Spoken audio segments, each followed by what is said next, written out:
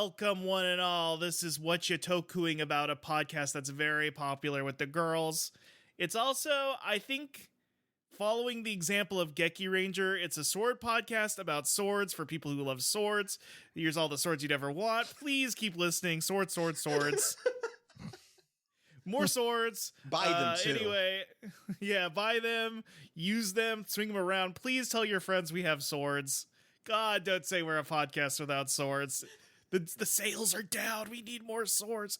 I'm your host, Russ Walsh, sword wielder, along with two fellow sword wielders who have unique individual swords available at full retail now at a local store. Stix and Hunter, thank you for being on the podcast with your bladed weapons. Us.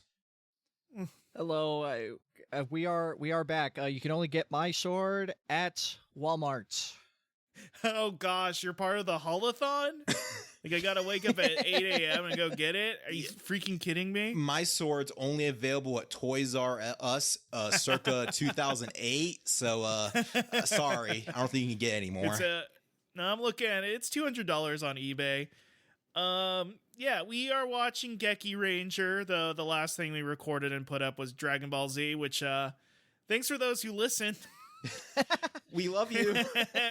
We love you. You're the real heads, okay? I wanted filler content, but I didn't really want to I wanted to give Gekiranger the time it deserved. So I put up some filler and some people really liked it. I got one nice note about it, and that's, you know what? Sometimes if you make one person smile, that's all you need, right? Exactly. Right, everyone? I agree. See, right there, that's our core audience. Those are the people that will be there no matter what. Yes, even if we're talking about Nappa or Ultraman Deca or whatever, they're going to keep with us till the very end. It was a test. Kind of like the show. We were putting kind of like Gekiranger. Yeah, if you want to level up as one of our fans. Yeah, it's training. There is also, training through Broly. There's some there's overlap with Gekiranger and Dragon Ball, so there's overlap there. There's overlap, yeah, totally. Okay, so, but yeah, thank you for everyone who listened, and also people we've gotten some new subscribers, people who are hitting like on the episodes, leaving comments, or I think reviews on Apple and Spotify are huge help. So please, please, please, it helps us out a ton. It keeps the show going, and I'm happy with where we are, especially considering it's kind of a month off without any Toku stuff. Especially because it feels like Toku's hot right now. I mean, we got has anybody here actually watched Gavin Infinity yet? No, I'm I bad. have not. I meant to. I actually did mean to before the podcast, and it just didn't happen. I did see. Okay, I haven't watched it either. I think I haven't even tracked down the downloads yet, but I will. I mean, by that I mean paying for a service to watch great TV Nihon programming overseas. Oh God, guys, they're gonna kill another one if we don't watch it. I know, it's terrifying. I did see. I mean, there is a show that's legally airing, I think the new Ultraman show's airing, but I haven't heard much about it. It hasn't come out still yet. Going. It's done. We haven't got the new one yet, but the most recent one just finished recently. Oh no, Zets is still going on. There's not the new Ultraman hasn't premiered Ultraman, yet. we're talking about Ultraman, yes. They're doing that in between season season thing with Ultraman Zed, that little bozo. Yeah. Oh, gotcha. I did have a second though where you were like, "It's done." I was like, "Zets is done already." I'm like, no. I'm up behind on everything. No, it's not. I gotta get caught up. Honestly, I'm actually liking Zets recently. It's coming to its own. Yes. It's done some cool stuff with the story. It tripped me up as a veteran, so I was like, okay, all right, let's see what you got. They zagged on you. They zagged right from the zig. Yeah, you got me there. Yeah. So Toku's hot. It's bigger than ever. The viewers are going to come pouring in. Yes, I want to hear about this show from 2008 that is fondly remembered, but not necessarily the most popular. Yeah, that's what I would call Gekiranger. That. Yeah. That's what. Yeah. I think that's pretty apt. Well, okay.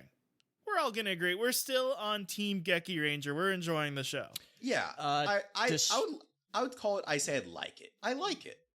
It's coming. It's good. despite its best efforts. Despite its best efforts.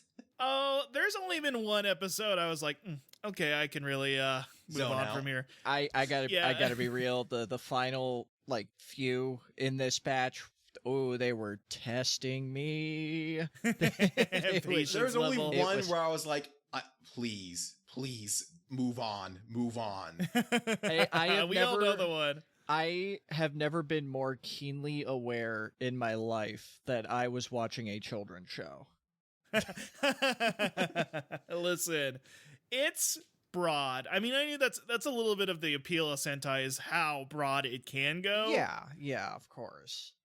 Right. I don't know. We did just watch Ryuki, which is a show that was not afraid like to go to some dark places. This one is not afraid to go to some well-trodden places.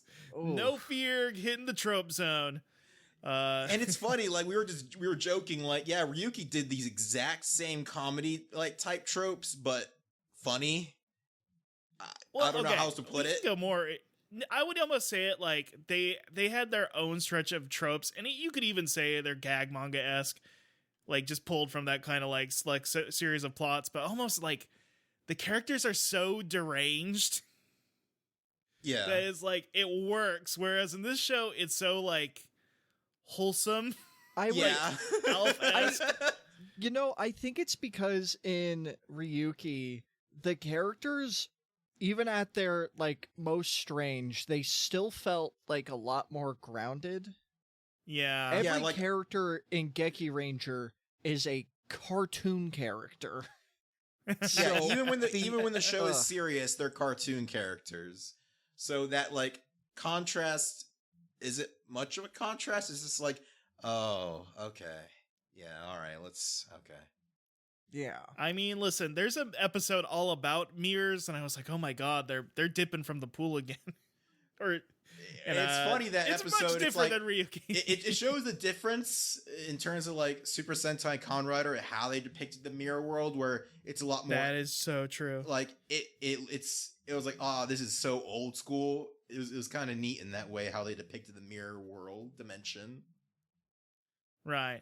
Okay. So what the vibe I'm getting, we are in the stretch of episodes where there were moments like in our first two episodes, I'm like, this is so good. Why do people never talk about this show? I can see why. Mm-hmm. We found ourselves in the area where like it gets wishy-washy.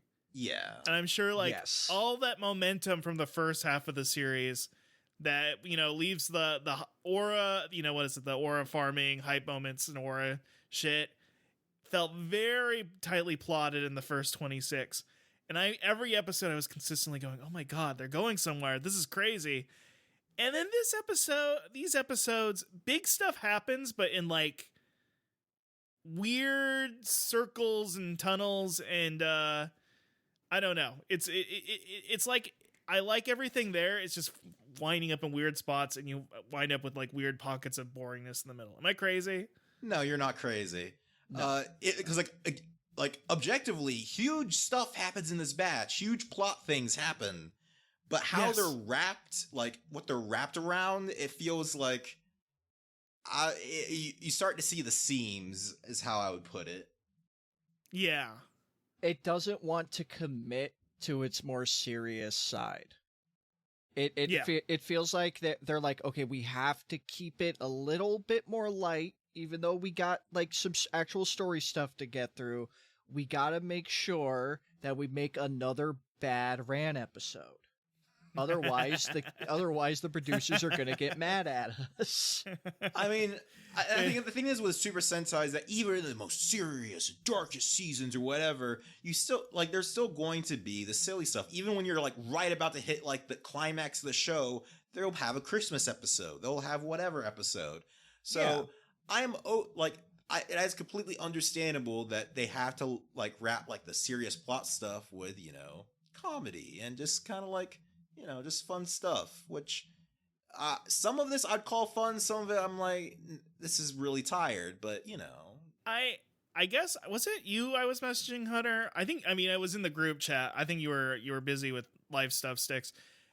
the problems with some of these episodes, and I'll do the Russ cap in a second, so people can get it. Actually, I don't even cover any of this stuff. All of the episodes that we, so much of what we liked about that first half was when it was hitting like, kung fu movie tropes, Hong Kong cinema tropes, going for like that unique vibe. All of these episodes that we weren't huge fans of today could have been in any Sentai. Yes. Totally interchangeable. Yes. If you could have made it about, a monster sends samurai to this mirror world or whatever. There was nothing particularly... It was just very stock. Yes. There is an episode in this batch, we'll probably talk about it in a sec, that just reminded me of a completely separate episode of Boon Boomjer. And that show came out almost 20 years later. Oh my God. Listen, it sounds like we're being negative. I still overall quite enjoyed my time. yeah, there's so much in this batch to love. There's so much good shit. Yeah. It's just, this is where it illuminated me. It's like when you see, you go to some subreddit, sorry if I go there, or you see people discoursing about it, it's always like Time Ranger, what's the pirate one called again? Gokaiger. I almost called Kai Ranger. Gokaiger, like the stuff that like is embedded in people's hearts and is like such a core to why they love the franchise. I'm like, there's a lot of good stuff in this show. Why does it never hit that status? You kind of see it now why. And but anyway. Yeah. Anything you want to go over with production Stix, or should I just go into the Russ cap or? Okay, production stuff. Something I've been kind of avoiding to talk about is that with Super Sentai, it's less likely that you'll have a person write all the plots because, like we said, some of them are going to be stock, some of them are not going to be plot relevant. Of course, most people aren't going to be strong enough to write all the episodes of a TV show. That's just, it's a bit exhausting, especially on the schedule of a Toei Tokusatsu. So you have a lot of ancillary writers, some who write more episodes than others. For example, there's Sho Aikawa, who, if you're an anime fan, you should know that name, honestly. He wrote the original FMA anime. He helped write, what was this? What's that one that, forget about it. It's like an OVA from the late 90s. You know if you know. Or late 80s, excuse me. Sho Aikawa, he also wrote Concrete Revolution, which is a superhero anime show, which, has a lot of, subversion and talking about what's, superheroes in general. He's a story guy. He helped a lot with Tokusatsu. He wrote the second half of Kamen Rider Blade. He was responsible for the first 13 episodes of Kamen Rider Decade. He's been around, is what I'm trying to say. So it's nice that, he helps around on this show. And in terms of other things, well, it's the middle of a Super Sentai show, and you could start to see we'll get to in the recap, they have to shuffle things around, they have to, like, pad for time, and you'll notice. So... Oh, and one more thing. We got one episode that was written by the man himself, Nakashima, Kazuki Nakashima, who wrote Gurren Lagann, Kill la Kill, Pro Mare. Yes, I heard about this. Yeah, he wrote the Bay backstory episode, just randomly, just one off. Yes, really? That's crazy. Yes, that's the one episode he wrote, and that's like his first time writing for Tokusatsu, and he didn't write again until I think Forze, which he was the main writer for, the Kamen Rider Forze. So it's he wrote a two-parter in Double before that, but Kamen Rider Double before that. But it's neat. He I guess he was invited. I don't know. It's just funny he's popped up in Gekiranger for an episode. I wonder what episodes of Double he wrote for. I remember. But maybe in another day. Maybe another day. Maybe another day. Okay, I'm going to ask this question and we'll go into the Russ cap. This isn't like, you don't feel... And this is a question for both of you, but maybe you might have some insight, Stix. you don't feel like any meddling or change of plan. This is just a general wobbliness in Sentai. You don't think there was like a sudden, like, we gotta fix things. No, but like you'll suspension the recap, something about Geki Chopper feels off. Yes, okay, you got me there. Yeah. There is some retooly stuff in it. People try to fix things on the fly, which is fine. I mean, I know Gundam fans complain about that all the time, but like Super I feel Sentai like is obviously like planned in advance for, you know, like they can't just suddenly put that and do that, like, you know, that sort of thing. Like Geki Chopper was probably designed months before he was, you know, filmed. Obviously, you know, like they had to make the suit and the toy. All that had to be done in advance. But how, like, it's paced and when the episodes are dropped and written and all that sort of thing, I'm noticing things. you're noticing. Okay, so here's the Russ cap. I will get started. I like that on the doc I always call it quick recap, and it gets longer and longer every time as they get more complicated. Anyway, this is the Russ cap. The Gekirangers are certified badasses who have thoroughly slimed out Rinky Beast Fist School. Leo and Melee mope around with the martial fiends, but I guess moping is the new craze because Jan is selling about Go joining the team. Go worries that he's going to cut into Jan's toy sales, but after fighting some Dark Souls looking guys, Jan is actually cool with Go, and he wasn't sulking at all. He was actually just blocking out the cover for the next $80 DVD release circa 2007 or 2008. It's 2007. I'm not sure. 2007. Thanks, Jan. Despite main guy accepting Go into the group, the Wolfman still has reservations about being part of a team. I mean, who trusts a werewolf man? A creature even Dracula fears and distrusts, if the pinball table monster bash is to be believed. Long, the mysterious but probably plot-relevant trickster character sprinkles evil dust on Go and turbocharges his wolf problems. Distraught, Go looks to disconnect from society, but he gets pep-talked by Bay, the fly man puppet thing voiced by Kaoru from Eva, written by the Gurren Lagann guy. He has a tragic backstory where he transformed into a fly to fight Melee, a chameleon woman, which is dumb on his part. Now, I couldn't phrase this correctly. I couldn't figure out. It's like a Pokemon battle where they like, I brought a bunch of water types to fight. Why did he do that? When you're fighting a chameleon lady, it seems really poorly planned. Whatever.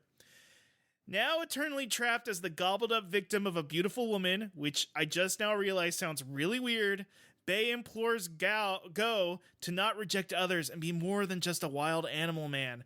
Realizing that he's more than just a sexy wolf man and is actually a sexy wolf man with layers, Go overcomes his insecurities, becomes mostly permanently human, and is now officially a member of the squad, and his character arc is weirdly wrapped up in a neat bow.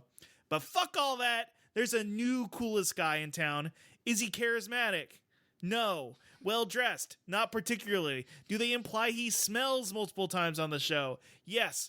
But does he have the most important thing a character can have on a Sentai show? Correct. He has a cool weapon. Enter Ken Hisatsu, a guy with a big personality and a cool sword with a trigger effect that lets him do Dark Souls reverse backstabs. Shiafu has summoned him to return to Japan to return a cool piece of plastic that I want to own a toy of called the Beast Commander's Sword. Sadly, Ken has one major character flaw. He is a lazy fucking idiot. First, he has to win everyone over to join the team. Second, he has to recover the Beast Commander's Sword after pawning it off for cigarette money or something. Third, he has to do so by trying to get Bat Lee laid. It's complicated. Sitcom hijinks ensues. He passes his trials and everyone likes him Poochie style and are talking about him when he's not on screen. Melly is fucking pissed she's been plot irrelevant for 15 episodes and wants some screen time. Long, the schemer guy from before, convinces Melly to shed her morals for love and use underhanded tactics like child kidnapping and attempted murder to steal the Beast Commander's sword for Leo. I still love her though. I did realize, I'm like, She did almost murder a child. It's hard to root for her now, but whatever. I love her. She was forced into it. Don't worry. For all we know, she still thinks that kid is dead. Yeah. She didn't see her get saved.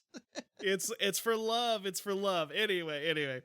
Leo is currently feuding with the Martial Fiends, particularly current series-heavy Earthmaster Maku, the guy who's always in a prickly mood because I think the puppetry around his mouth flap doesn't look as good as the bird guy's mouth flap. Now Melee has given Leo the Beast Commander sword. He can level up at the Beast Genesis Village, where the martial sages and martial fiends had the Beast Fist schism. How do you say that word out loud? Schism long ago. Upon arriving at the sacred home of the Beast Fist, the martial sages ambush the unlucky uncouple by using magic ribbons to tie up Leo and Melee. Thinking they're victorious, the Furcon Force are ambushed by the martial fiends, who trap them in the Gojo Torment Nexus from JJK. The Gekirangers show up and get lore dumped upon. The Beast Fist schism began long ago because the creator of Beast Fist, Bruce E, chose Xiaofu over Maku to be the successor of the temple, because Xiaofu likes using cryptic riddles as his primary teaching tool, whereas Maku preferred hitting and killing people. I mean, Maku, it's a dojo, you're training 8-year-old kicks. 8-year-olds how to kick, okay? You can't be throwing them off cliffs, Heihachi style. Regardless, the Gekirangers, now armed with the truth, tackle the martial fiends head on. They get red hot for a second, but poor planning leaves them defeated. Somehow, they get sent to a period episode where they play dress up. I wouldn't know, this episode got corrupted on my hard drive, but I'm assuming, like a Doctor Who period episode, it was probably okay to skip. Yes. Anyway, they come back. Ken gets his own mech, the Seidine, transforming rhino, transforming rhino, and he gets the crew and the crew gets their potential unleashed through a blessing from the former Bruce E's grave. With their newfound potential, the crew saved the martial sages by owning the bird martial fiend, whose name I keep forgetting, and Maku. The sexy monster lady, Rageku, gets killed by Long, who's secretly a gold dragon foreshadowing man we will get back to later. Anyway, a bunch of sitcom shit happens to the Gekirangers. SpongeBob scary meme hallway style, though. Long reveals to Leo he's got the potential not to just be the Rinky Beast Fist, the leader of the Rinky Beast Fist school, but he can become the mythic Beast Fist king of the planet and destroy all life or whatever. Leo remains skeptical, but Melee throws herself as a poison tester for the ritual to take on the mythic chi. She gets really weird about it. It's like, oh, it hurts so good. And switches from sexy lizard lady to sexy bird lady. Leo is still skeptical, but is caught off guard by a servant summoned by Long named Sugu, who may or may not tie into Leo's mysterious past. Will Leo take the mythic beast power to end the Gekirangers? Will he use Sugu to accomplish his own goals?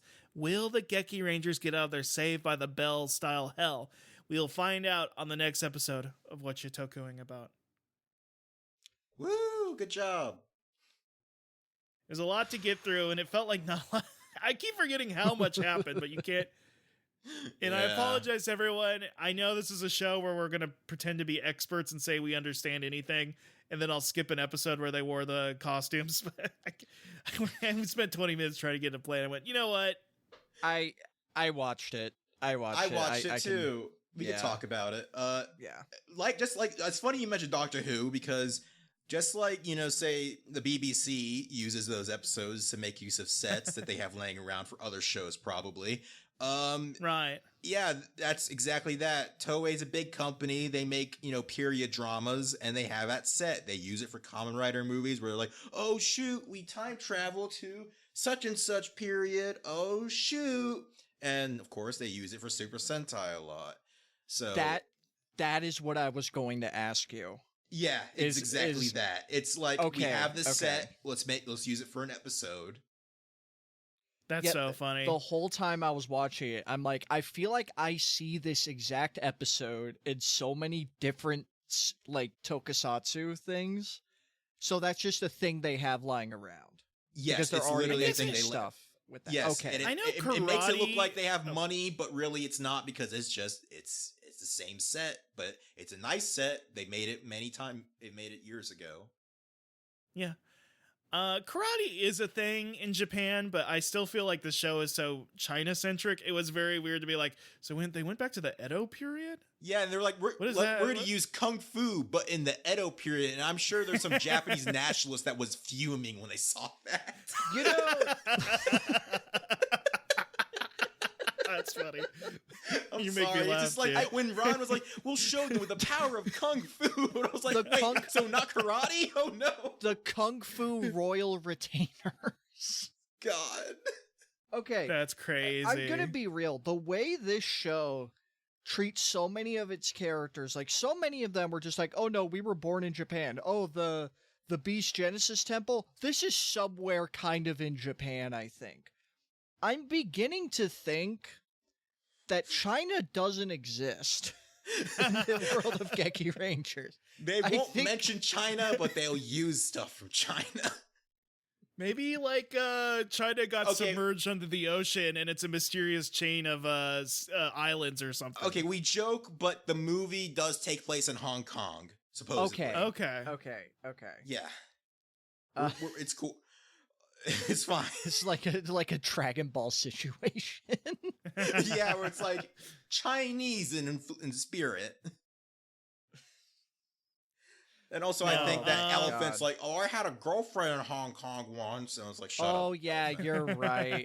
We can ignore that episode. That is the only time I think I want to reference it. No. There's one other cool thing in it. Retsu uses Drunken Fist in that episode. I did like that. That was fun. I did like that. He'll never use it again. And I also like Retsu getting owned, even if it means he's like, oh, I'm gonna lay my head on a nice lady's lap, and everybody's like, oh, he's laying his head on a nice lady's lap. I like to imagine nobody told him that happened. Yes, leave him in bliss.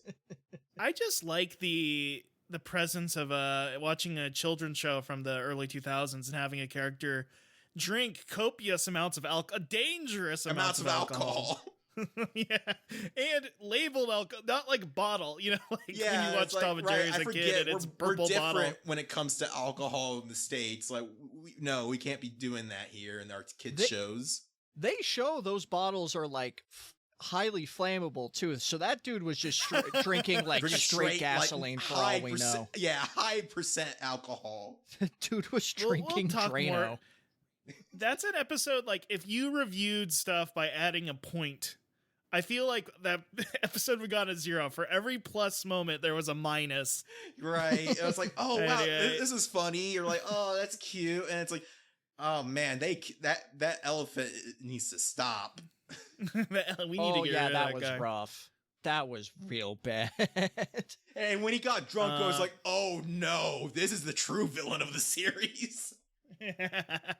Okay, we have the sitcom-y stuff. We also need to talk about the toyeticness of it all, which me, I'm gonna say on myself, neither of you put that out there, but I very clearly was like, this feels more like a show you're supposed to use your imagination about. Not a lot of it doesn't feel as toyetic. I don't know. And then something happened. Yeah. I still maintain the opinion that Toei and Bandai by extension went about merchandising this series the completely wrong way. Because the general morphers outside of Go's, which I do think would make a fun toy for a kid, it's just pounding your hands together, not even your fists. Right. Fist in hand, palm on top. That's not a fun thing for a kid, and there's no way you can add on to it. Right. Like, you could get away with that in the 90s, but kids are probably more demanding in the 2000s. They want a gadget or something with a cool gimmick, where it's a lot more imagination focused, where they squeeze their fists. This show was screaming for just a traditional action figure line. Yeah. Honestly, it's perfect for that, actually. It's the most perfect you could ever have an action figure line for. Oh, you get Geki Toja Fire, and you squeeze his legs, and he starts spinning like he does in the show. Or something like that. Or you have a figure where so many of these figures involve squeezing legs for some reason, but you get a Geki Yellow, and she has a feature where she's just constantly punching forward. Or those rapid fire kicks like she loves to do. But no, make the little rubber guys, and don't make any villains to go with it outside of maybe Melee and Leo. I don't even think they made the martial fiends. Poor Kata. It's I don't know why they did that, but then it starts getting a little too toyetic too quickly. Right. Right, like, okay, do you want to get into Geki Chopper now? Like, we're gonna segue into that. Yes, actually, because I have a lot to say about him. Me too. I genuinely love this guy. Okay. Yeah, like, I like him too. Like, we're all cool with him, right? I want to listen. I do make him sound like a okay.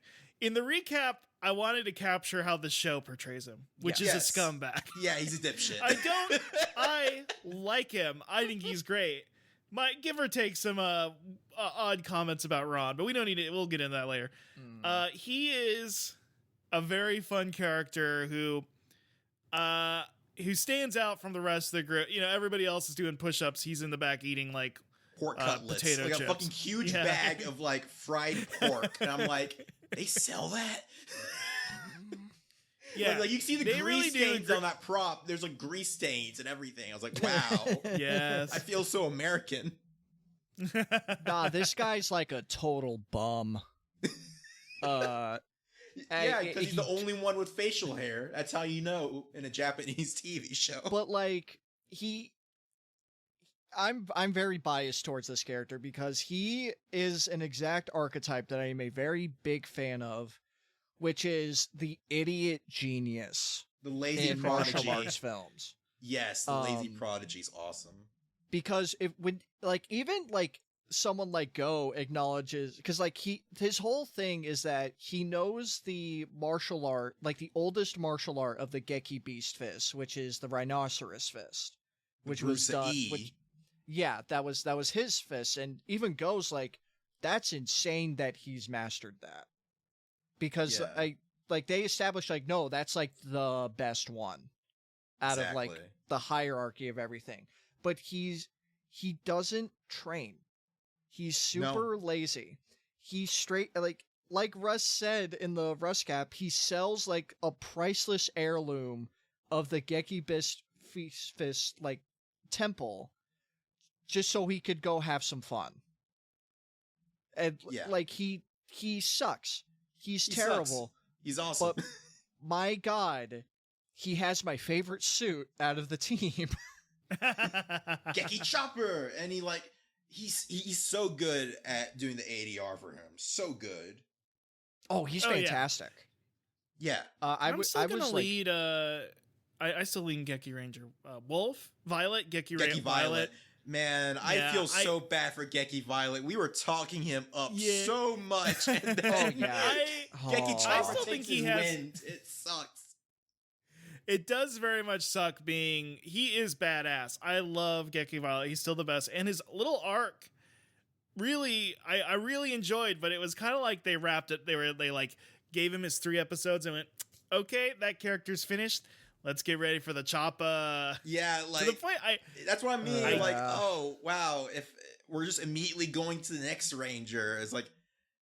Doesn't this feel a little rushed? Maybe you're like pushing this in. Maybe you could have moved around some episodes. Maybe put a few comedy episodes in between. Something.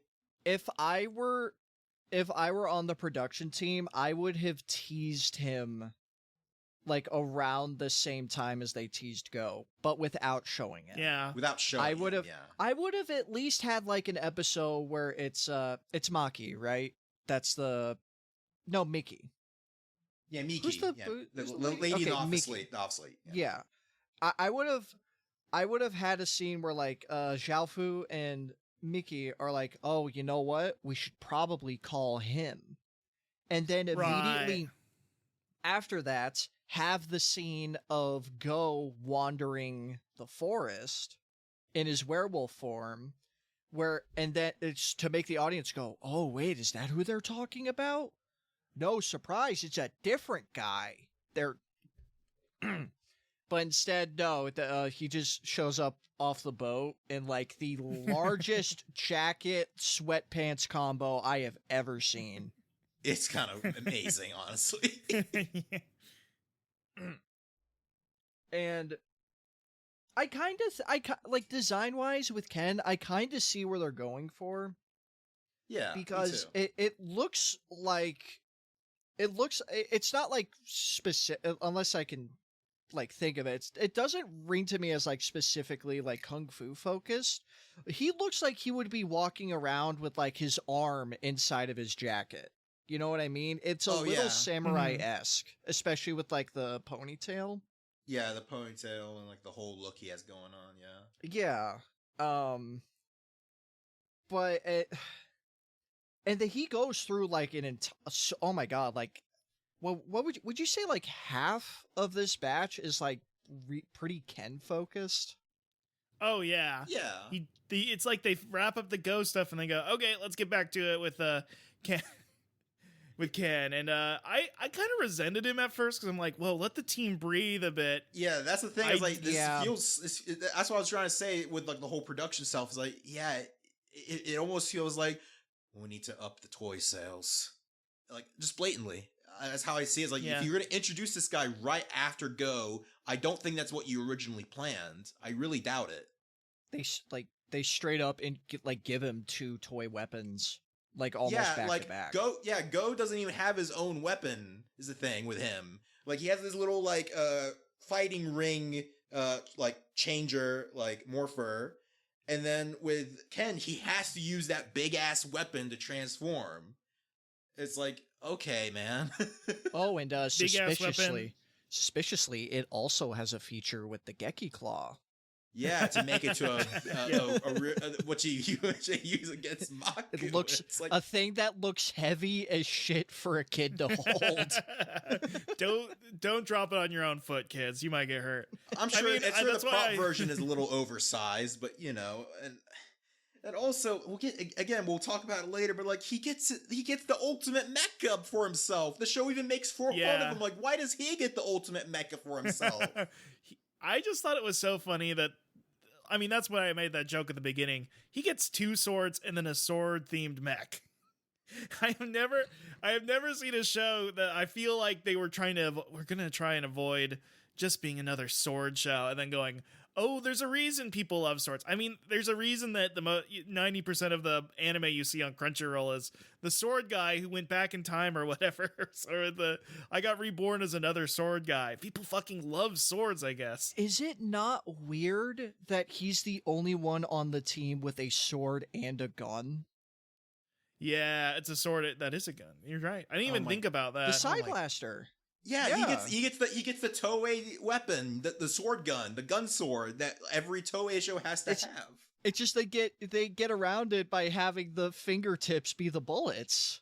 Yeah, man, which is cool. But it's like I wish his fighting style was more fisticuffs. You know, he just kind of lies on the toy too much. Sorry. Genuinely, this feels like Toei was finally like, you know what? We need our own Tommy Oliver. Yeah, I mean, you could say there was a lot of Super Sentai, but also because like even when I'm thinking about it, it's like, oh, his dagger. He calls the giant mech with the dagger, and he rides on top of it.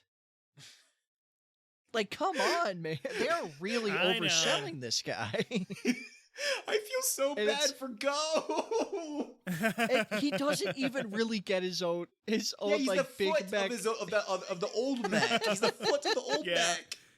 He gets hand-me-down. And he's so cool looking, and I love his personality still. Yeah, he's like, especially as the Mataze, you know, like he's all as a show that as a show that gets sillier and sillier, he's the serious guy still, which I really enjoy. I do like that. Yeah. In terms of like the actual like team itself, I would argue like he's still like the most like well-rounded guy, but like it's like the show kind of forgot, hey, wait a minute, this is the one on the team that has the most experience.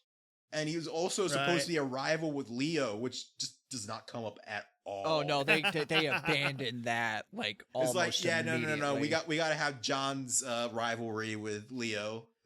What's that? No. John and Leo. Those are the 2 rivals. Right. Yeah, it's just so funny because it does feel like Ken got hot-shotted, gotten the most toyetic gun or whatever. He got pushed to the top, and they were like, okay, how do we balance that out so people don't check out or think he's like Poochie. Annoying? Yeah, not making Poochie. He is an annoying jerk. He's an annoying loser. who sucks. but like it's fine. likably annoying. It doesn't. Oh yeah, of course. No. Oh yeah, but like it's fine because he was chosen by God. Yeah. In the fiction of the show, every character except John, who, by the way, has the social ability of a child, hates his guts immediately and thinks he smells bad. So I'm just saying, we here as viewers in the universe, or, you know, as third-party viewers, are enjoying seeing Ken and what the different flavor he brings to the show. However, in the universe, everybody thinks he sucks, which is doesn't very deserve funny. anything. Except Shofu, who loves being cryptic about everything, but you know what? Mad respect to him. I mean, I guess we should talk about. He gets pushed a little to the side. He still is the main character. Jan. He's there. His maturation is still kind of going. He still does the Zawa stuff, but I think he has less. He's getting less and less the catchphrases. Yeah, I think John's okay in this batch. Like, I'm not saying like, oh, they push him to the side or anything. No, he's still the main character. They remind you he's the main character. Right. But there are some moments where you're like, oh, he's inserted in here. Like, there's one episode, the first episode that we watched, where he's like fretting about Go. Because he breaks the triangle and now it's a square or something. Yeah. And you'd think that, like, listen, they already had an episode about Retsu getting over his complicated feelings with his brother. You think that would get one more episode than Jen feeling weird about where he stands in the group? You know what I mean? I guess. But, hey, Now, listen, Now, missing 10 years, it's like he never left. yeah. Which, props to that one later episode. They do finally have a brotherly feud. I was waiting the whole fucking show. It's like, finally, something. And it was the second to last one we watched. Yeah, and just a lot going on. There's a lot going on and a lot of characters not given a lot. John, he doesn't even get like a significant power. He does at one point get access to the chopper blade. And he shows off some moves. I think every character at least gets one episode where they get to show off a little bit. So it hasn't just become the Ken show. Yeah, no. They do try to balance things out.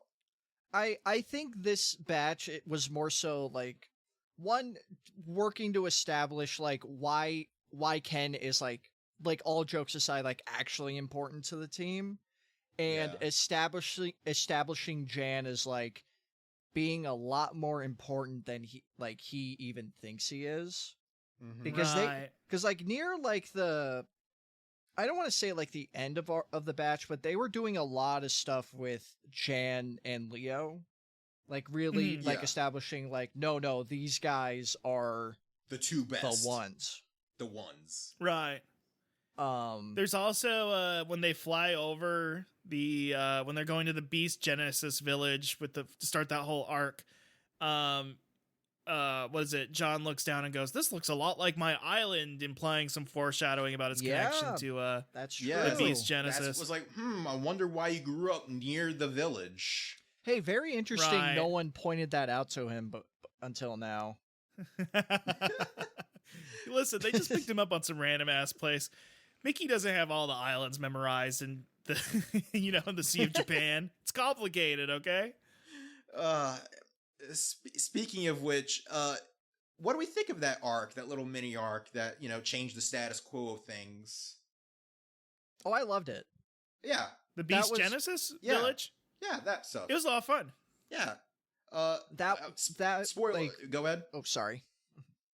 I was gonna say, Maku, he's lame. He's lame. I'm sorry. Yeah. Kata's cooler. Kata has the cooler voice act, the more interesting voice actor. He has the cooler suit and mouth flaps. Maku's just, man, he's just he doesn't have the sauce. I get it. He did too much sitting around. Yeah, he was like literally doing nothing. Don't uprise at me, boy. I'm mad. Feel my aura. Mm-hmm. It also helps that Kata, who's the bird guy, right? Yeah, it's the bird guy. His suit, I think, might be the most impressive of the series. and his mouth movements, whatever they were using, look so fucking good and so realistic for like a Sentai budget. Yeah, like, and then you so kind of good. look at Maku, and he's just like like gumming. and his personality is angry guy, and Kata gets a cool, like for lack of a better term, JoJo's like power, like, power, like he puts him in the illusion world and like and all that, and it's like it's all like surrealistic, and it's like, oh, that's cool. And he was handling all of them all at once just by himself with just straight martial arts. Can we talk about Maku's reasoning for being evil? Can we talk about how stupid and lame it was? What? You wouldn't be mad if you were just second place?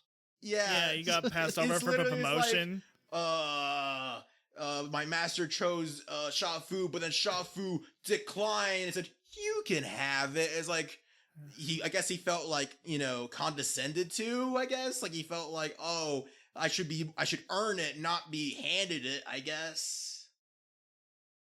He's so fucking. I get it. It's like a pride thing, because he's like, oh, he considered you as his first choice, but not me, when I'm clearly better. Yeah, and then you had the nerve. This is the thing that makes him mad at Shafu specifically. You had the nerve to be like, oh, you can have it instead of me like being having it in the first place. And it's like, yeah, okay, man. Very, very, very like petty, and he's not even the jealousy one. No, Yeah. Rageku is He's the one raged. who's like, oh, darling. It's just that funny thing where it's like the writing's on the wall that like Shafu is a better teacher. Like Maku doesn't even like half the people that he works with. He's not even a teacher. He's just like, I'm the strong one. Fuck you. You sit in the cut cage. Yeah. I don't know. I mean, listen. I'm not letting you get stronger because you might surpass me. Fuck off, boy. he irritated both of you. For me, he's just like such a blip on the radar. He's not very interesting. I wouldn't say irritated me. It's just he would have to do something to irritate me. Right, he just kind of exists, and it's they don't even freaking use the fact that he's like the bare fist guy. He doesn't do any bare things. Yeah, the heavy lifting is done by like the CG aura and sound effects of the Dorinki. Yeah, I'm trying to remember what he did in his final fight and if it led to anything. It was just generic strongman stuff. I'm sorry. Like, it would be. I do like that he trapped them. Oh. I was just gonna say, like, it would be like one thing if they actually utilized the fact that, like, oh my god, his aura is so overpowering. Like we can't even approach him.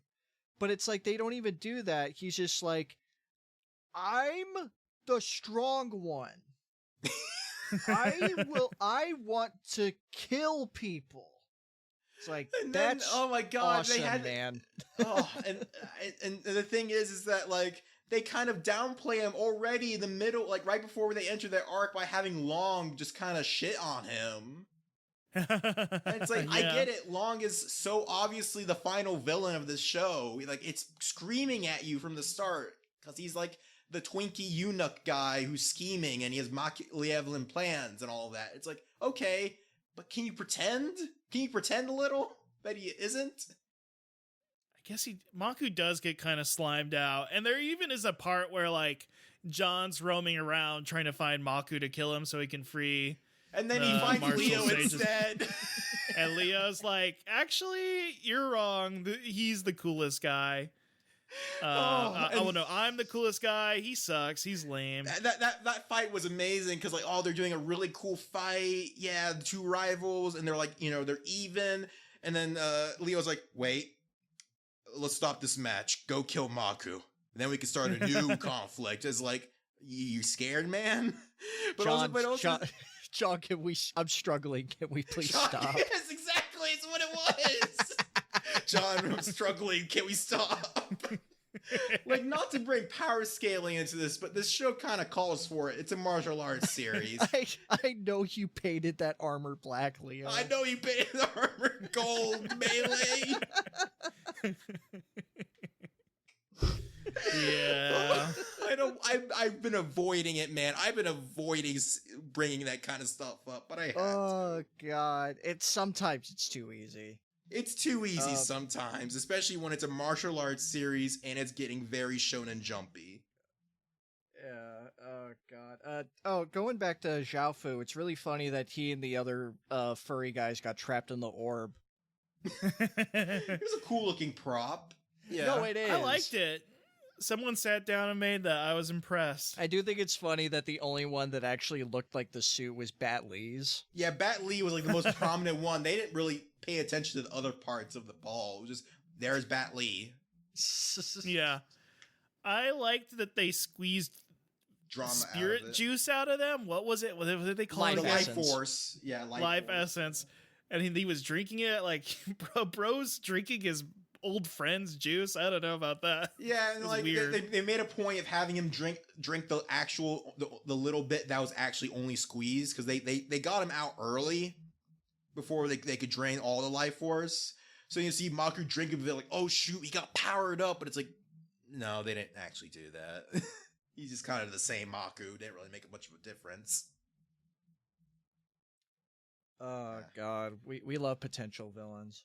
We love potential. Yeah. So should we move on to the other characters? Because I know we've only really talked about John and Ken. We talked a little Leo. We talked about Leo. Leo We a can little. talk Leo, yeah. And most everyone we could probably get done with in 5 minutes, unless we really.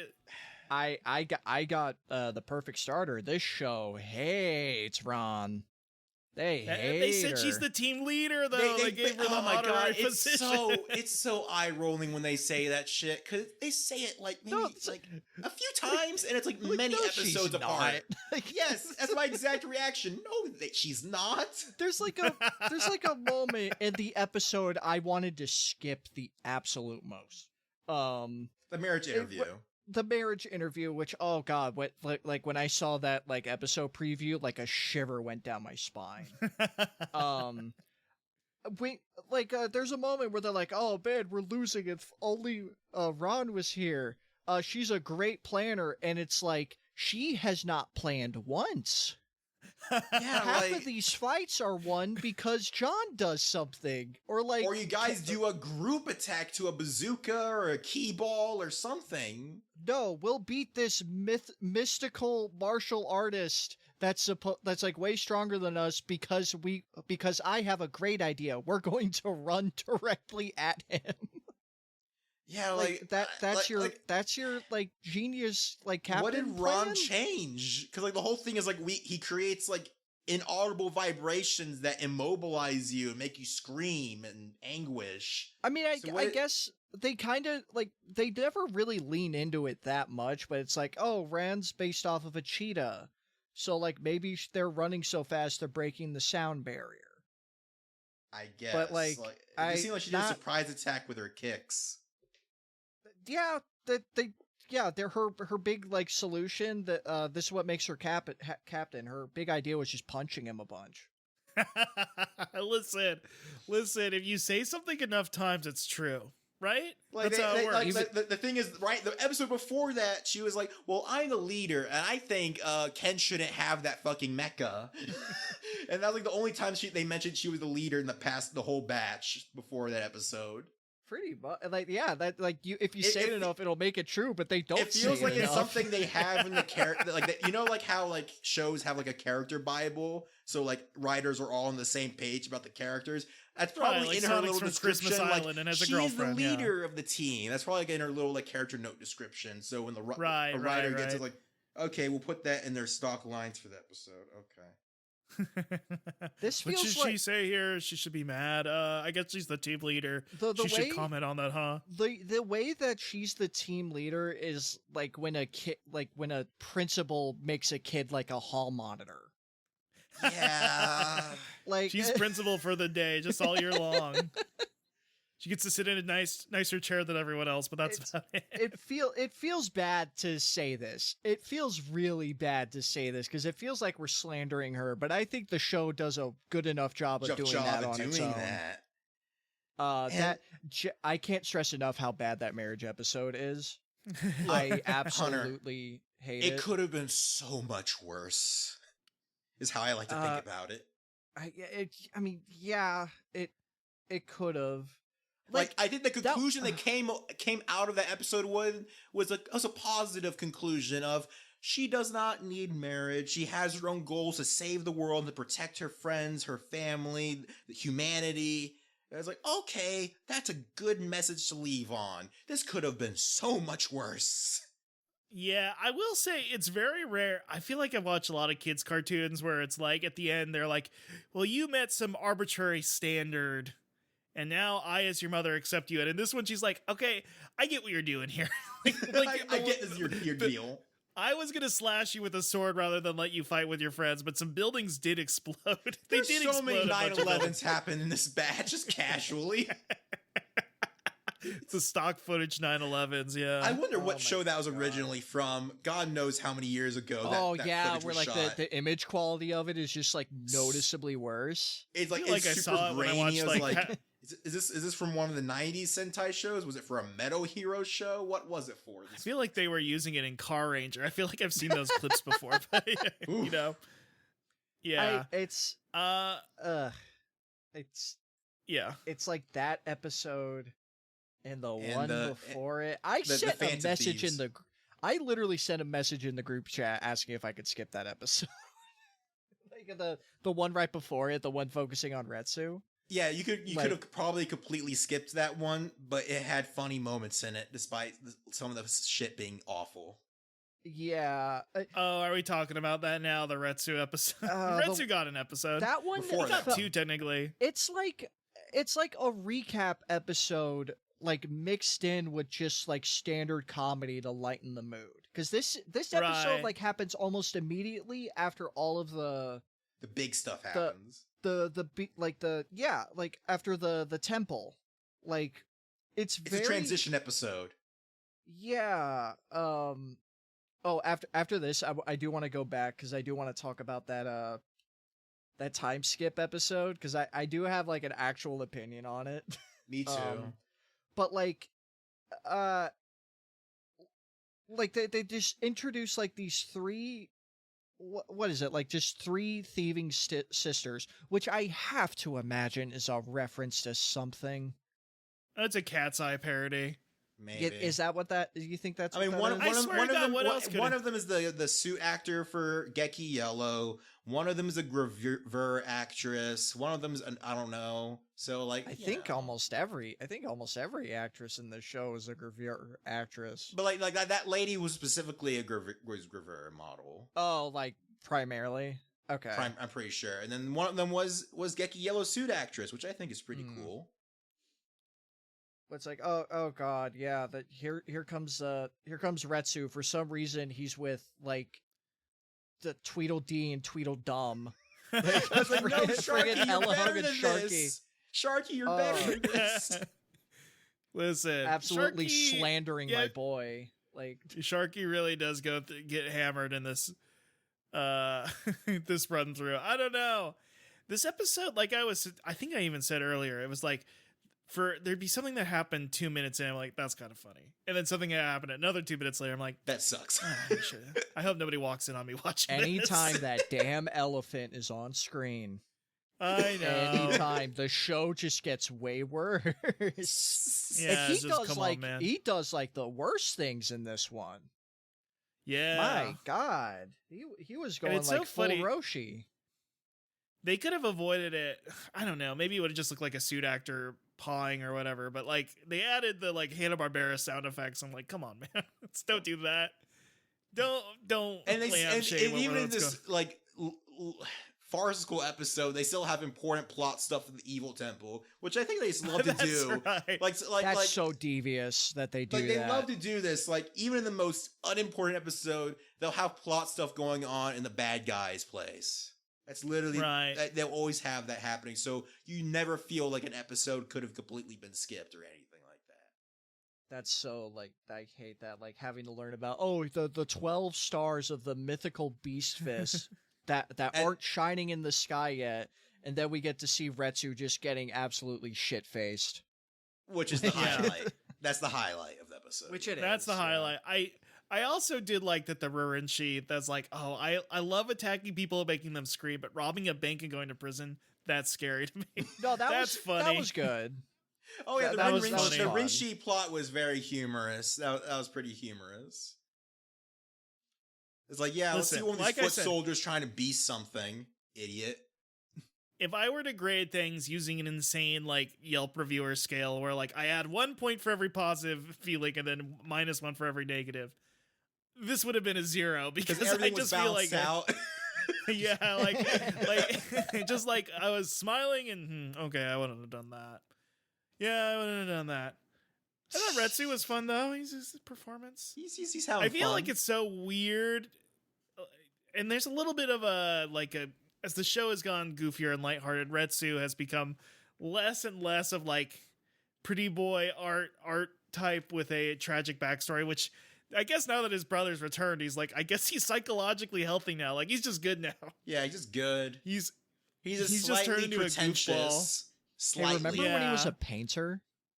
They point at it. The lady was like, "Hey, look, there's a painting behind you," to distract him. I guess that's true. Yeah, that was the first. That episode was also the first time in like forever where they like mention his modus operandi. Oh, I want to paint a beautiful tapestry with my technique. I don't even remember the last time. I've not seen you use technique in a good chunk.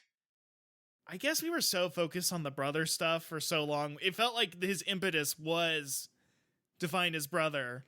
But I guess in his original episode, he was going, oh, I want to paint beautiful battles of pure technique or whatever. And finding his brother was secondhand. But, you know, whatever. He got an episode with his brother. It was fine. Which that episode I do like. That episode the mirror episode. That was cute.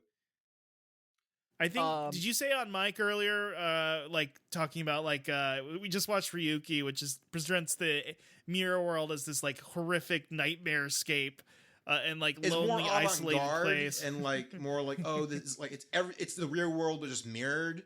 And there's like a ringing sound effect. Here, it's like, it's very classic Super Sentai or Metal Hero. You go into a dimension, there's some props floating around, and we're just going to call it something else. What's up? That's right, because they fight the bug guy. I can't remember his name. He's one of the mythic warriors, the mythic fist. Mythic beast fist users, and he he has mirror powers. Retsu breaks one of his mirrors, and he immediately goes like, you know what? I'm going to do infernal life parable nightmare to you. Like, what a weird specific technique. Like, I'm going to teach you a fucking lesson that'll probably kill you. But you know what? You got an entertaining episode out of it. So shouts out to that guy. God, what was his name? He looked like what's the evil bug guy from the first Mega Man X game? Don't ask me. No. Oh, no. What is his name? Boomer Kuwanger? Yeah, he kind of looked like Boomer Kuwanger. Yeah. Is that what he was? He was a mythical beast. I don't know. Oh my! Like, do you want to jump to to Long? Do you want to talk about Long? You could talk about Long real quick. He's still just like a scheming guy. He is. It's just so funny because it's so blatant that he's scheming, and he's only been talking to Melee, but she's like, oh, but it'll make me and Leo stronger. Let's not ask why he wants to make us specifically stronger. Why? Hey, I got a question. If Maku knew who this guy was, why didn't he tell the other two? Because he did.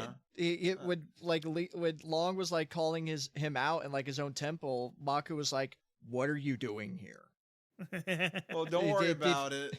He disappeared, and then he was still angry at Leo for trying to be stronger than him. Meanwhile, the bird guy's like, "Yo, who was that guy?" Maku's like, "Ignore it, not relevant." Yeah, wouldn't Kata be the bird guy would be like, he's the one who kept calling them fools and that he was wise and he knew everything more than them? Yeah, whatever. It's fine. I don't write this shit. Kata's still the coolest. IMO. He's still the coolest. That suit's awesome. Mm-hmm. That's like one of the best Toku suits I've ever seen. I'm kind of sad he was a mini boss, but it is what it is. Like the fact the eyes glowed too. Like, yeah. Oh, it's so neat. So cool. He has a cool voice. He's got everything.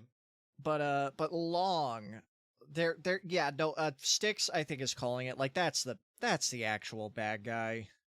Right. Like, come on. Like you see his suit. Like they finally show his monster suit. I was like, that is blatantly the final boss. Like, come on. Like, oh my god. Like, Long, man. Like, the dragon. Like, yeah, of course Shenlong. Of course the final boss is a dragon. Cool looking suit when he goes Very into cool his form for a little bit. Yeah.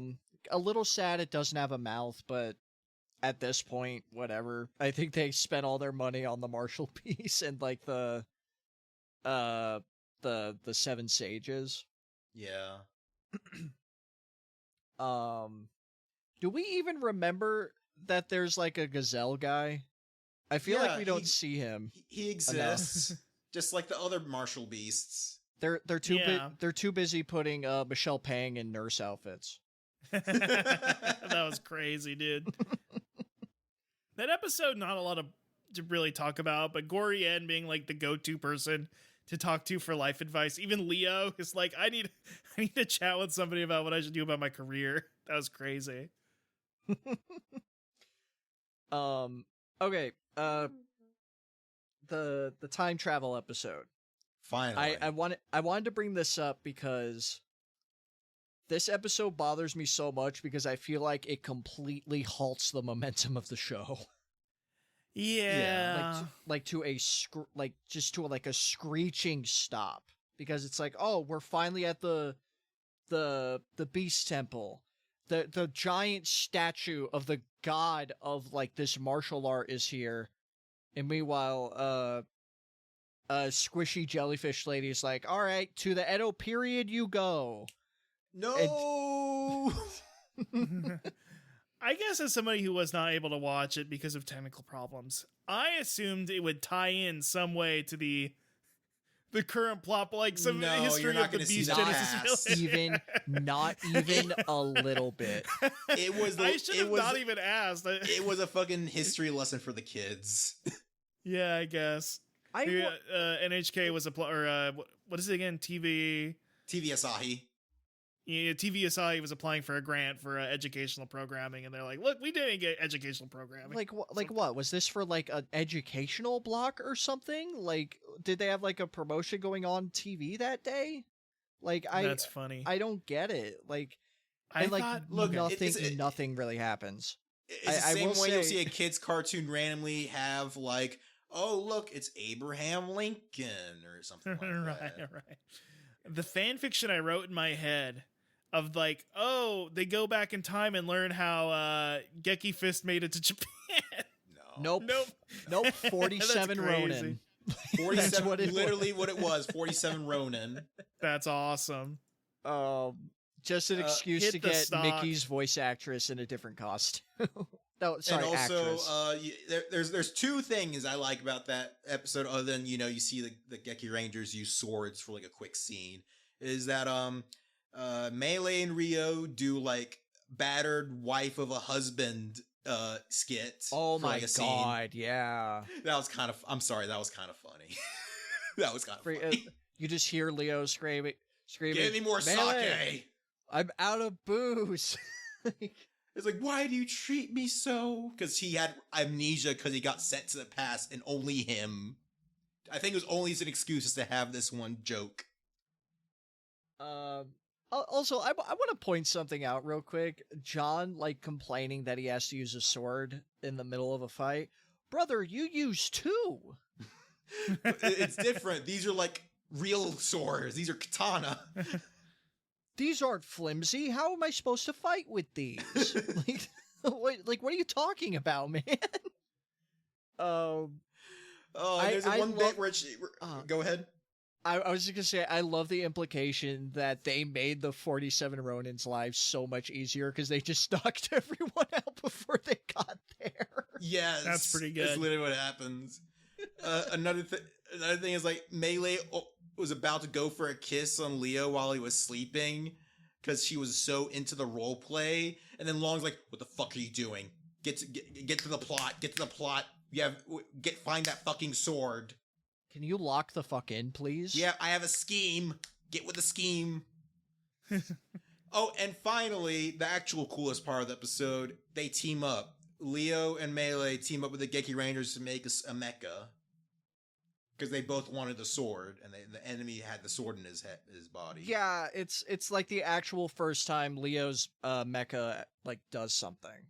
It gets Geki Toja Geki Fire, armor. Yeah. Mm-hmm. I think it's just because apparently the movie had that before this, right before this. Oh. Like, okay. We'll have to probably watch why. that or something. I don't know. So that's why it's like suddenly, they teamed up for this one thing episode. But I have a hunch they're gonna team up later. Just a hunch. What? Come on. I will say we probably should just watch the movie for the podcast because the movie is only like 40 minutes. Yeah, that's It's a nice thing about homework. Super It's Sentai optional movies. homework. They're a lot less. They don't give a shit about having an actual feature length movie and trying to like make you care. It's like, okay, it's kind of a cute little adventure. They're more akin to a DBZ movie than even Kamen Rider movies. You have no idea how happy that makes me. They don't pretend. It is the most. Is like, yeah. They are extremely unrelated to the show. They're just a fun adventure you watch. But yeah, Russ, you skipped probably the most skippable episode in this entire series. That's so funny. Even more than the actual bad episodes. The universe is funny that way. Yeah. So, I don't know. This show, I've been enjoying it. There's not been an episode. Okay, there's been 1 or 2 episodes. I'm like, okay, I'm good. But overall, I'm still enjoying it, and there's a lot of fun, interesting stuff going on here. It's just a good reminder that 50 episodes is a lot of TV. Yeah. Things get wobbly in the middle. Yeah. Kamen Rider, funnily enough, because people were like, "Oh, Kamen Rider is always so weird in the middle chunks. They're trying to like pad for time." And no, I would say they're better about this than Super Sentai. I mean, Ryuki might even be clunkier in terms of just going hard left comedy from like the very serious plot we had in Ryuki. And I only use that as a template. There's other shows that they have their own wonkiness, but I'm like, that one at least they had 2. And listen, it's a black box. I don't know the whole creative team's input, but it felt like with Ryuki they had 2 creatives who could kind of bounce off each other or like have different arcs or episodes. This kind of feels like they hired some guns for hire to try and pad out some episodes, and that's fine. Yeah, it's fine. That's okay. It's okay. Yeah, I'm still liking the show, but it is getting like hit with some really bad pacing problems right now. Like at this moment of the watch. Mm-hmm. Going by the episode preview for our next batch, I think things are gonna be like picking back up again. Yeah. Oh, because yeah. we're in the last 10 episodes. Kind of has to. Oh man, hang on. We didn't talk about the fact that like Mickey actually like showed off what style she used. Yeah. The Jaguar. Oh yeah. Jaguar. Yeah. Yes. So that's making me wonder: are they gonna put that woman in a suit? No. No. No. But no, I don't think Mom's so. not allowed. We're not even allowed to see her husband. Yeah, that they're like, was "Oh, so honey." funny. Put something. I was like, "No, just don't even see him." Period. It's awesome. That episode was kind of funny, all things considered. We never even talked about, by the way, Melee got an upgrade. She probably got the most significant upgrade of the whole series. She went from Chameleon to like Phoenix. Yeah, which is a straight upgrade in everything, aesthetics, and like power. You know, it makes me wonder if they're gonna play with the idea of her being a Phoenix. That's what I was thinking too. Do you think there's gonna be an episode where she just like completely beefs it, but she just immediately resurrects? I think there will be like a melodrama thing where like, oh, she dies for the sake of Leo, and then like an episode later she comes back as a Phoenix. I think that's what they'll do. It's a very tried and true trope. She gets reborn as a human. Wow. Who knows? Maybe. Why not? I mean, they did it with the They did? ostrich. They did trap her in the. They do talk about like, oh, we're gonna trap you in the infinite wheel of Samsara, which is pretty funny. Yeah, like it just shows how like, man, you should not trust this long guy. Like, sure, Rinshi, all those guys, the school of that is hatred and anger and whatever. No, this is like some nihilistic shit of this is the infinite path. This is just what you're going to be doing forever. Yeah. Nobody That's has awesome. nobody has said my fist will reach the heavens yet. No. I'm waiting. Because that's like the evil martial arts guy thing to say. I'm sure Long will say that at the end. Yeah, I guess that's true. Stix, your feelings still pretty positive on the show? Yeah, I'm still positive on the show. You're seeing the edges. I'm seeing the cracks, but it's a fun time overall. You get some cool martial arts on occasion, especially like say John versus Leo. It's always a fun, swell time. Yeah. Music's amazing. I love all the music and motifs. Oh, music's great. All the little like remixes they do, just great stuff. I'm looking forward to the last 10 episodes because it's gonna get I feel like any Toku show, even the more rougher ones, they lock in for the climax. They always do some cool shit. Yeah, right. Yeah. Yeah. And they know the constraints of the costumes they're working with, what time and budget they have left. Like they figure some fun shit out usually. and or it turns into CG goop, but we don't need to go on my feelings on the last Kamen Rider, but which is still pretty good. I still like that idea. Sorry, I didn't mean to interrupt you, Stix. And also, like, yeah, I'm getting kind of bored of the mecha fights. Like it's like so satisfying. Yes, they beat him. It's like, all right, we have to have the obligatory mecha fight, and it's like, we have to restart the climax. Okay. It's not very nice. And listen, they're saving the world. They're keeping buildings from blowing up. So you know what? The smart thing to do is to summon 3 when mecha. their special attacks blows up some buildings. Yeah. I'm just saying that like 3-on-1 violence. It doesn't feel particularly fair or particularly fraught. When you need 3 mecha, I was like, do you really need that much? Especially when they imply one of the mecha is like, oh yeah, you can't hurt this. It's like the strongest, most toughest, most like powerful mecha ever. It was so funny when like in that comedy episode where like that Rinshi is turned big. He doesn't become stronger. He just becomes big. And then because Ken was just feeling like he had to prove himself, he just goes overkill on it. And I was like, oh my God. I felt bad for the guy. Like, it was kind of funny. He just goes aggro on him. One last thing, I will give the show credit as well. They've only reused one suit. Yeah, like for they like have the so villain. many different suits. Like that's what constantly amazes me. They make so many good looking monster suits. Like they had the budget for that, and basically every design is so cool and looks great. And it's like, man, we used to be a country world something. I know. It's so. Because I'm looking at recent Kamen Rider, not even recent, the past fucking 10 years of Kamen Rider shows, and it's like, yeah, they stopped doing that. They don't even I still really haven't use finished it, but like seeing haven't- 01 and it being like the template robot design with a different head every week, just bummer. Anyway, not as that bad a show, but you know what I mean. Yeah. Oh, all right. Wow. I guess I did have a question of the week. Usually these are a little goofier or sillier, like what's your favorite monster or what do you want most as a toy? This is a legit question I have. Because I'm not trying I feel like the way I phrased it makes it sound negative. We all like the show. It has a lot of great stuff in it, but it's not held up to the same regard as like a Time Ranger or a Gokaiger or like these really beloved shows.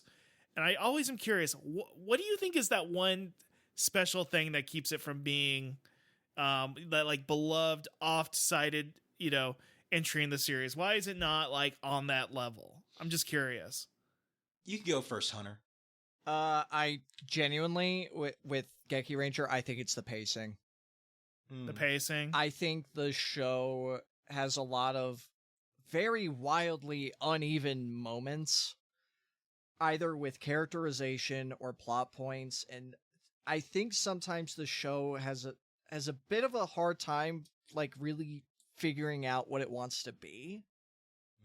Because I do feel like there are a long stretch of episodes where I think it's just completely forgotten that it's a martial arts thing.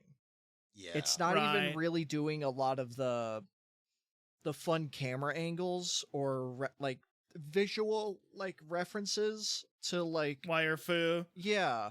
It does it sometimes. As much as I give grief to that time travel episode, John does do a very specific move in it where he leaps over people, and it's he's very clearly being carried on wires, but it's that's wire fu 101. He even does the leg movements. Yeah, well, the thing I really like about the show is that they have the actual actors doing shit. They had to do some athleticism in this show. But right now, I just feel it's moving away from a lot of the fun fighting in service of really reminding kids hey, don't you want this toy? Don't you want this thing you can put on your hand and this other thing you could put on your hand? Yeah, a lot of team attacks. It's a lot less, actual martial artsy themed stuff.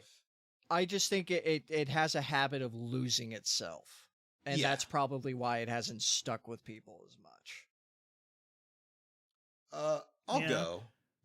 So for me, the thing with Gekiranger is that with friends I've talked to, they see it as it's like a favorite of some. For some people, it's one of their favorites, and some might say it's even the best. And I could see a lot of that. There's a lot of great stuff in this. And you would say, oh, maybe it's the Reds acting. It's there's so many Super Sentai with dodgy red actors. There's this is not new. So that's nothing about it.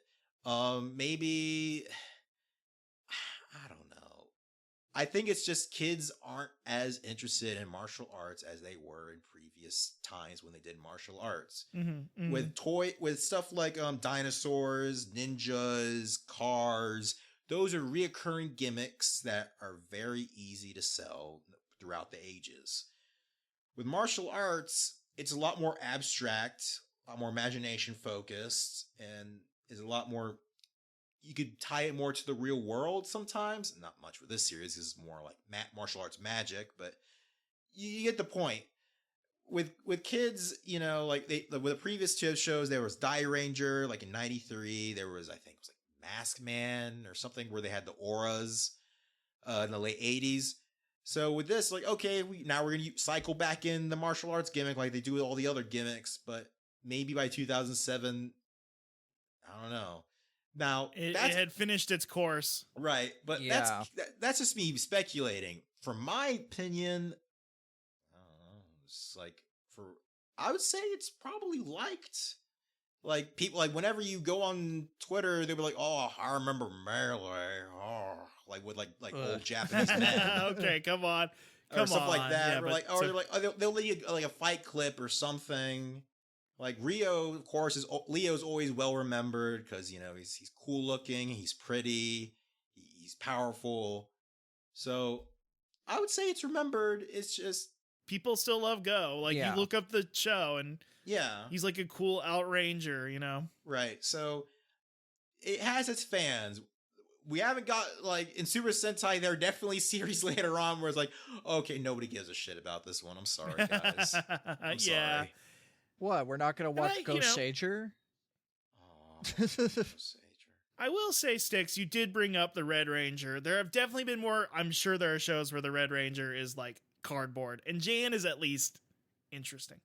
Right. I do feel like those shows that get set up like Time Ranger or Jetman, the Red Ranger has a very strong, like, I'm not going to say complicated, it's still a kid's show, but like an arc.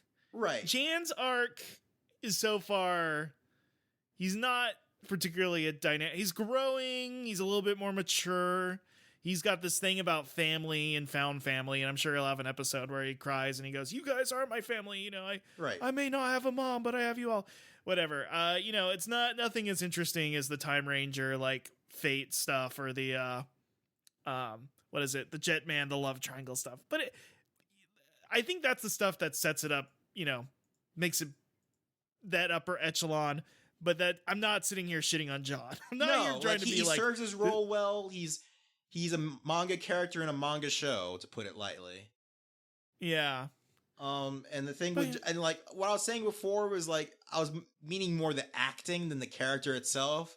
Right. They're intentionally telling this grown ass man to put on a fake child voice. And it's like, I feel so bad for him because he has to really force some acting through that. But, you know, he's doing his best, even though it's like, if only he was allowed to act normal. Pretty much. Yeah. Pretty much.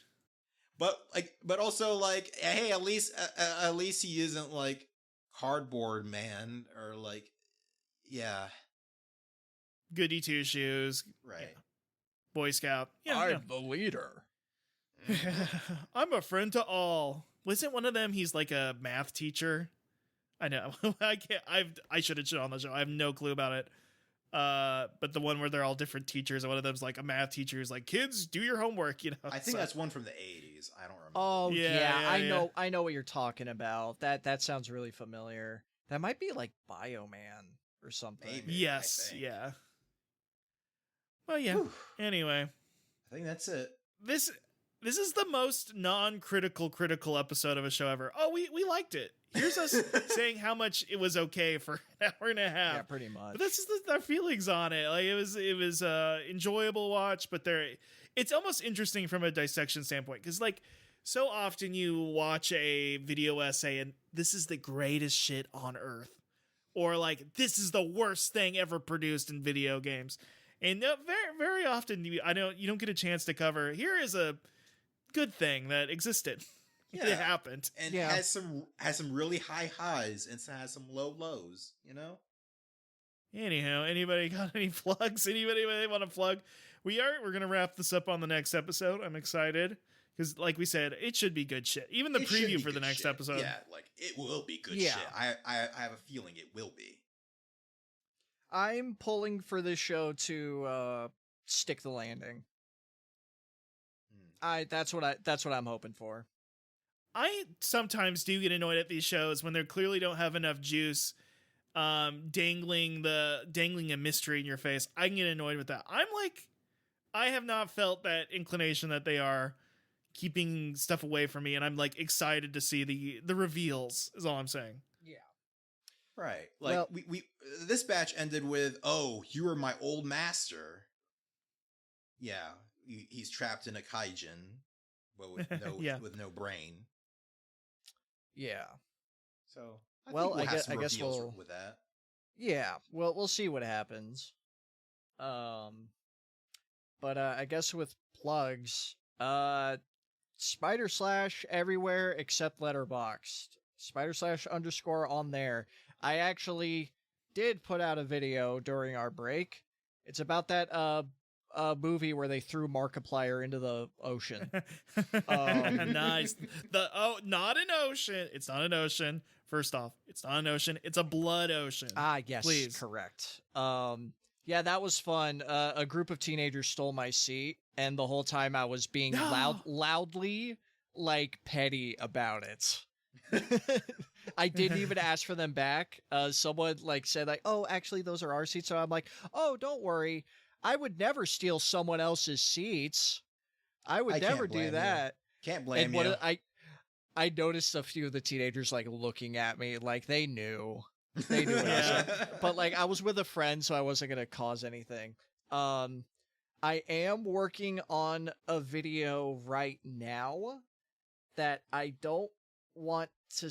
I can say what it is because it'll probably be out. Like, I want to hope it'll be out by the time this is out. They re-released Poker Night at the Inventory. Right. And I think I'm allowed to say this. I asked if I could get a review code and they just sent it to me. Wow. Wow, Mr. Important over here. So I've been trying to work on a video with that. It should hopefully be out by this week, as of this recording. But that's it from me, Stix. Okay. I just want to get a quick joke in. Don't let a certain guy in there meet any of the martial sages in this show. Don't let Taicho meet the sages. Don't worry, Taiko. There's no giraffe in this show. I think they're all safe. There's a gazelle, but at least not giraffe. Tycho, no, come on, man. All Are right, you gonna use the mod that gets him out, or are you gonna get the No, mod but that I want to try it. That sounds. I wonder how that works. Just Strongman making goofs to himself. I mean, that was what Strongman emails were, so This works. For me, I don't really have much. I'll put in like I'm on Blue Sky, RBPS Stix. I'm on Letterboxd as RBPS. That's it.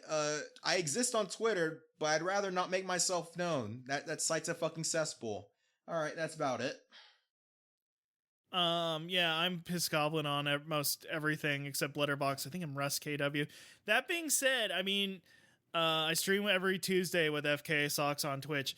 I'm not even in this clip, but I one of the best pieces of web content we've had on the Twitch channel. I'm not even involved. Well, I'm involved in a larger sense, as in me and Alan, my co-host for Hogcast Speedy Delivery, my other podcast, will not shut up about Elio's Glorp. Do either of you? I probably talked to you both about Elio's Glorp on the show. Elio's Glorp. What is that? Elio, the Pixar movie. Oh, that movie? Yeah, what? The failed Pixar movie. Oscar-nominated animated film Elio. Yeah. We have talked nonstop for months that in movie theaters, the icy machines had branding on it, that said "Drink Elio's Glorp," and me and Alan spent months being like, "Who's gonna sit down and be like, I gotta try Elio's Glorp?" Can we think of anything less appealing than Elio's Glorp? And we talked about it so much that Alan went out of their way to recreate Elio's Glorp from scratch, and we have a YouTube video of Alan revealing their Glorp. The well-known Elio Glorp reveal. So that's on YouTube now. I went out of my way and downloaded the file and then clipped that out because I needed everybody to see the Glorp reveal. I would also like to say too, I didn't catch the whole stream, but you had a beautiful moment on one of Sox's recent streams. Just a beautiful gamer poem. Yeah, the gamer poem. Yes, I think it's down because right now, but I'm sure it'll be up soon. Where Scott is had this huge was part of a huge stream with a bunch of internet characters. I was gonna say huge web celebs. Is Zoe Quinn a web celeb? By the way, my gamer poem 10 minutes after reading it, Zoe Quinn was on. I'm like, I wonder if the Zoe Quinn fan base syncs up with what I was putting out there. But you know what? Shouts out to all them. It's fine. Maybe. It's fine. Yeah. Talking weird gamer poem about circumcision we don't need to go into. But you know what? Yeah, I'm sure that overlaps. Maybe. Who's to say? But anywho. Yeah, so please watch the Glorp reveal. I clipped that out on purpose so people would watch it because it makes me laugh. I've watched it 3 times. I'm like, I gotta check Elio's out that. famous Glorp. Yeah, Elio's famous Glorp. Oh. Anywho, well, listen, thanks everybody for joining us, and yeah, there's training and yapping. Bye. Bye.